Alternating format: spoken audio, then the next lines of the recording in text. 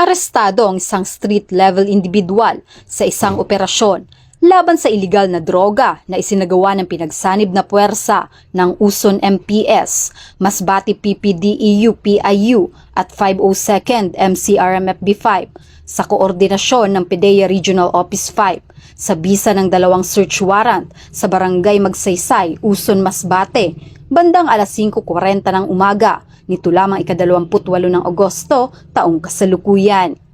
Kinilala ang sospek na si alias Buknoy, 54 na taong gulang, lalaki, may asawa at residente ng nasabing lugar.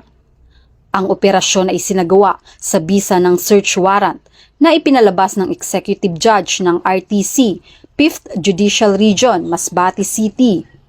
Nakumpiska mula sa sospek ang tinatayang nasa 18 grams ng kabuuang bigat ng hinihinalang shabu na may halagang humigit kumulang 122,000 pesos sa merkado.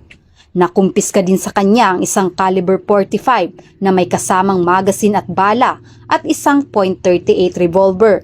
Sa ngayon, ang sospek at ang mga nakumpiskang ebidensya ay nasa kustodiya ng Uson MPS para sa kaukulang dokumentasyon at formal na pagsasampa ng kaso.